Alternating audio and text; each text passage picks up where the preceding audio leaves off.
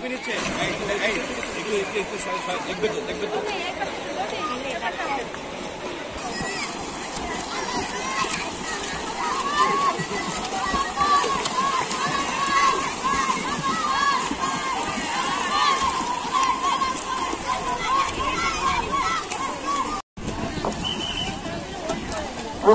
যারা বিজয়ী হয়েছে এবং যারা বিজয়ী হয়নি সবাই আমাদের স্টেজের সামনে চলে আসো দ্রুত। এখানে আমাদের আমরা জানি যে জাতি গঠনের জন্য খেলাধুলা করতে হয়, শরীর চর্চা করতে হয়, এবং যারা এই নিয়ে কাজ করে তারা বলে যে সাঁতার হচ্ছে পৃথিবীর শ্রেষ্ঠ ব্যায়াম। কারণ সাঁতারের মধ্যে দিয়ে সকল মাংসপেশি যেগুলো আছে সেটা নড়াচড়া করে।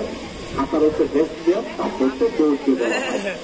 আমি অতিরিক্ত ধন্যবাদ জানাচ্ছি যে এইরকম একটি সুন্দর প্রোগ্রাম আয়োজন করার জন্য।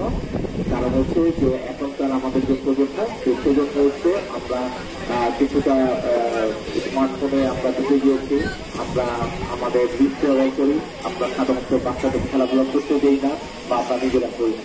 সেটা থেকে আমাদের বেরিয়ে আসতে হবে এবং আমাদের নিয়মিত খেলাধুলার চর্চা করতে হবে, আমাদের সাংস্কৃতিক চর্চা করতে হবে। কারণ খেলাধুলা হচ্ছে না আমাদের বিহেভ করা, আর সাংস্কৃতিক চর্চা হচ্ছে বা সংস্কৃতি হচ্ছে আমাদের মনের খেলা। আমাদের লেখাপড়ার সাথে যদি আমরা সংস্কৃতি এবং খেলাধুলার সম্মিলন না ঘটাতে পারি তাহলে কিন্তু আমরা ভালো জাতি তৈরি করতে পারবো না।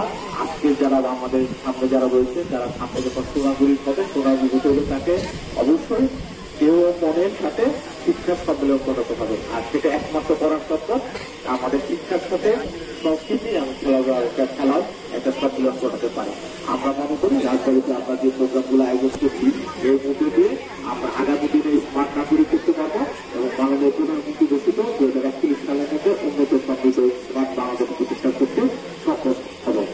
পরিশেষে আবারও আমাদের জেলা অফিসার